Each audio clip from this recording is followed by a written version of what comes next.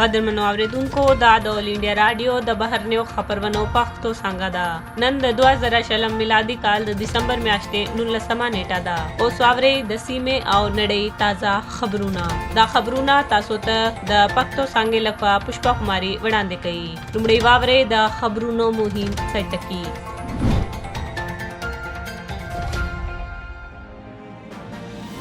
لومړی وزیر نریندر مودي به د دوشنبه په ورځ د ویتنام له لومړي وزیر نګوین ژوان فوک سره مجازي غونډه وکړي. هندستان او د آسیا پرمختیايي بانک د زیربناوي پرمختیايي پروژې چمتووالي لپاره $4.21 میلیون PRF تاسیسات لاسلیک کړل. په بنگلاديش کې د شکمنو کسانو لخوا د خپلواکي افسانوي جنگیالي باغا جتین مجسمه شنډه شوه. د افغانستان په ختیځ ولایت کې د چاودنې له امله 15 ماشومان وژل شوي. متحده ایالاتو د چین چپ جوړونکي SMIC د امریکایي ټیکنالوژي کارولو څخه منع کړي. د روغتیا نړیواله سازمان پلټونکي د جنوري میاشت په پیل کې چین ته د وایرس سیډنې لپاره سفر وکړي. د روغتیا وزارت ویلي چې د کووډ-19 واکسین کول به په هند کې داوطلبي وي. د ملي کووډ بیا روغنې کچا 15.4 سلنې ته ودا کړي او د مړینې کچا 1.05 سلنه ده. اروپایي اتحاد وايي د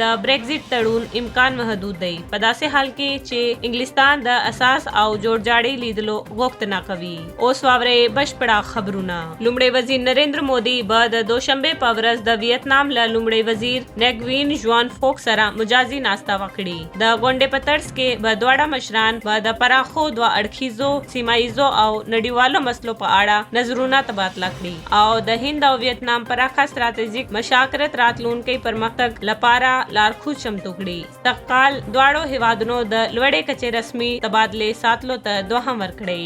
د هند حکومت او آسیایي پرمختیايي بانک یعنی ADB د ښار اسانتیاوو ته ودا ورکولو او په تریپورا کې د ګرځندوی زیربناوي پرمختیا پروژې چمتو کولو لپاره د $4.21 میلیون پروژې چمتووالي تمویل یعنی PRF لاسلیک کړ. دا د هند شمال ختیځ په سیمه کې یو ولایت لپاره د آسیا پرمختیايي بانک لومړنۍ پروژې چمتووالي تمویل دی. په بنگلاديش کې د افسانوي خپلواکي باغا جتین مجسمه په کوشتیا ولایت کې د زینو بدبختیو لخوا شنډه شوه. دا په خاطر شپه د قمرخیلي اپاضله په کایا کالج کې وشوه. باغا جتین په 1899 کال کې د کوشتیا ولسوالۍ په کویا خلی کې زیږیدلی و. دا پیښه په 15 ورځو کې هغه وخت وروسته رامنځته شوه کله چې د دې میاشتې په سر کې په کوشتیا ولسوالۍ کې د باغا بندو شیخ مجیب الرحمن مجسمه تباه شوه.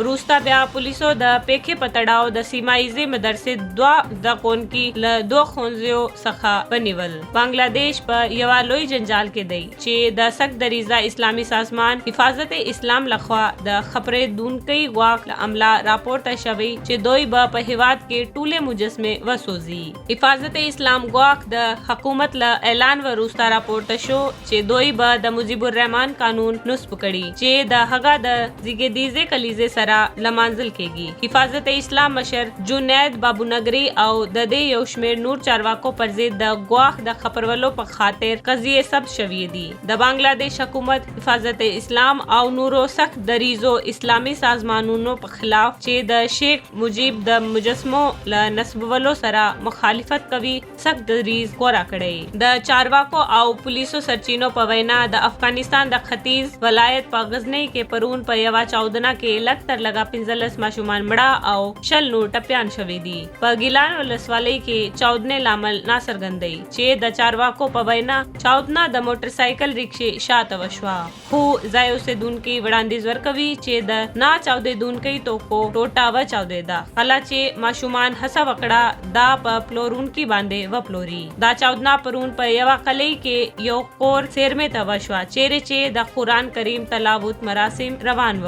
دغه چارواکي وویل چې د مړو شمېر تر دې هم لوړ کېدای شي. د پولیسو ویندوی احمد خان د برید لامل پر وسلوالو طالبانو باندې اچوي. متحده ایالاتو د چین ټیټ چپ کارکونکي SMIC ته د امریکایي ټیکنالوژي کارولو څخه بند کړی دی. د متحده ایالاتو د سوداګرۍ وزیر ویلبر روس وویل شرکت په سمه توګه د چین د خطرونو څرګندولو یارډونه کوي چې د متحده ایالاتو ټیکنالوژي د خپل اردو عصري کولو لپاره کاروي. هغه وویل موږ به د متحده ایالاتو پرمختیایي ټیکنالوژي ته اجازه ورنکړو چې د مخ په زیاتېدونکي جنګیالیو اردو جوړولو کې مرسته وکړي. د متحده ایالاتو حکومت د سیمی کنډکټر تولیدي شرکت یعنی SMIC باندې سخت بندیزونه کړي ځکه چې د ټرمپ اداره د خپل وروستیو اونیو په جریان کې پر چینایي شرکتونو فشار راوړي. د لسګونو چینایي شرکتونو په ګډون د SMIC او ډرون جوړونکي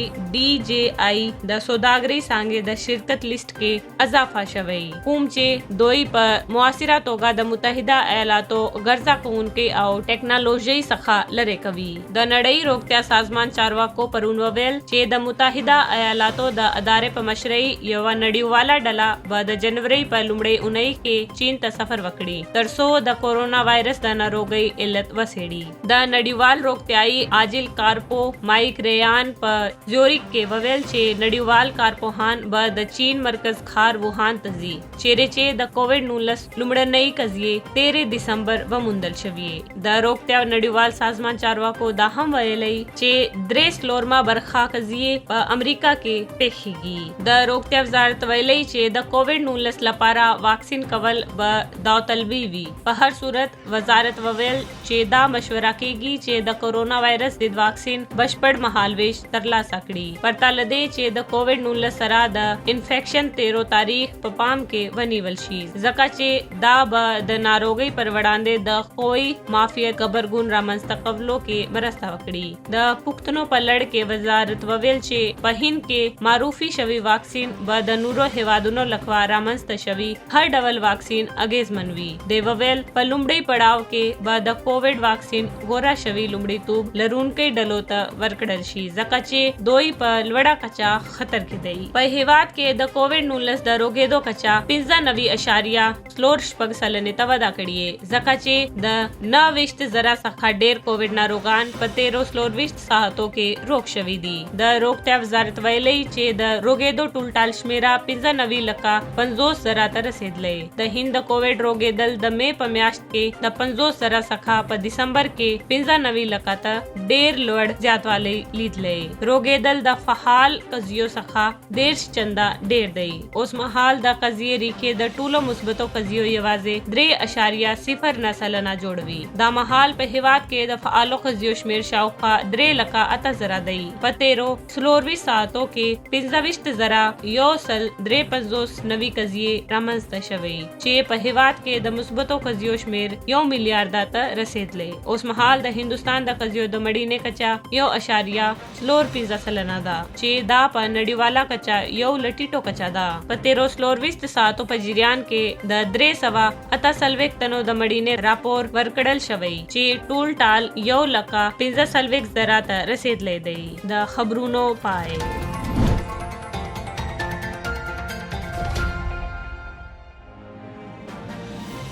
پروانو حالاتو یو تبصره. د هند او برېټانیا ترمنځ ستراتیژیک انډیوالتوب په مخه غوړېږي. لیکنه د اومو سلما باوا او جباړه وینا د هریندر کمار سواتی. لکه څنګه چې انګلستان د 2020 کال تر پایه پورې د اروپا اتحادیې څخه د خپل وتلو په اړه سوچ کوي، دا هڅه کوي چې له لویدیځ هاخوا ځینې هیوادونو سره خپلې دوه اړخیزې اړیکې قوي کړي. د ډیجیټل فارمیټ څخه بدلون په غوړه کولو هند ته د انګلستان د بهرنیو چارو وزیر ډومینیک راب فزیکی لیدنه او هغه هم په ځانګړي توګه د کووډ-19 وبا په جریان کې تر سره شو. دا نظر لا پیاوړی کوي چې لندن غواړي له نوې ډیلي سره خپل اړیکې پراخه کړي. ښاغلي راب دا هم تایید کړه چې د انګلستان لومړي وزیر بوریس جانسن به په 2021 کال کې د هند له جمهوریت ورځې لمانځنې په مراسمو کې مهم میلمه وي. هند او انګلستان له 2004 کال راهیسې ستراتیژیک ملګرتیا لري. د یادونې وړ ده چې د اروپا اتحادیې تر وتلو وروسته د لومړي وزیر جانسن لومړنی بهرنی سفر نوې ډیلي ته ترسره کیږي. د بهرنیو چارو وزیر ډاکټر جے شنکر او ښاغلي راب د هند او انګلستان د وزیرانو د خبرو اترو په چوکاټ کې وکتل چې په 5 ځانګړو مسلو خلک سره وصل کوي. د خلکو اړیکې، سوداګرۍ او سوکالۍ، دفاع او امنیت، آب و هوا او روغتیا دواړو لورو د هندستان او انګلستان ترمنځ لس کلنه آرزو لرونکي پلان جوړ کړ. په دې برخه کې ډاکټر جے شنکر چې څرنګه چې د دیموکراتیکو سیاستونو د بازار اقتصاد او سو اړخیزو ټولنو په توګه مونږ کولای شو، مونږ باید وکړې شو او مونږ به د مقرراتو په بنسټ نړیوال نظم په حقیقت کې بدل کړو. په دې بحثونو کې د کووډ 19 څخه پس اقتصادي بیا رغونه، د افغانستان وضعیت په منځني ختیځ او د هند آرام سمندر کې پرمختګونه شامل دي. انګلستان د اروپا هیوادونو په لیست کې شامل کیږي ځکه چې دوی د هند بیرالکایل پالیسي اندازه کوي. د بهرنیو چارو وزیر راب وویل چې هیواد به د سمندري امنیت او د سپلای سلسلو خطر پسندونزو هند او بیرالکایل ته لومړیتوب ورکړي او انګلستان به د هندي سمندري سیمې لپاره د هند معلوماتو په فیوژن مرکز کې د اړیکو یو افسر وګماري چې هدف به د سمندري ډومین بیداری لوړول وي. ډاکټر جے شنکر وویل چې د هند لپاره د هند بیرالکایل مفهوم د نړیوال کېدو څرګندونه ده. ښاغلي راب د لومړي وزیر نریندر مودي او د هند چاپیریال او تعلیم له وزیرانو سره هم وکتل.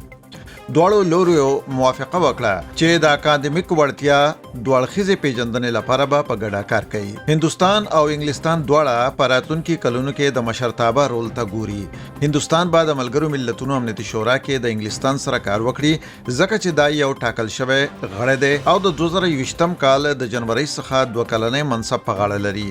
په ورته وخت کې د انګلستان G20 مشري او د ملګرو ملتونو د اقلیمي بدلون کانفرنس نور ارزښت هم راوړي او لومړي وزیر مودي د G20 غونډې ته بلل شوی دی.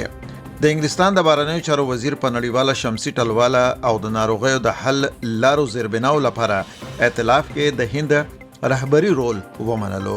دواړو لوریو همدارنګه اشاره وکړه چې سره د ټکنالوژي مخ په ودې اغیزې د آزاد تجارت تړون لاره اقتصادي مشارکت جوړ ګرځول په اجنډا کې شامل دي.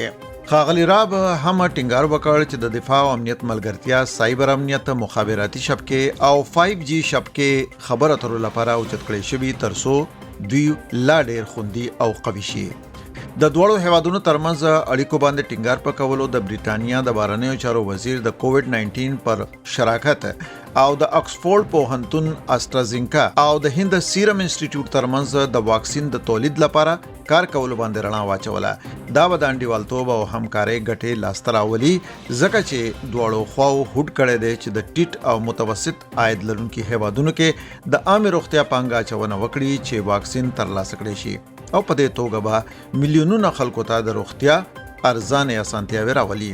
ښاغلي راب وویل چې د دې هدف دا دی چې دا ډاډ ترلاسه کړي شي چې د نړۍ تر ټولو زیان لرونکي او بې وزله هیوادونه مساوي ویش او لاسرسي ومومي.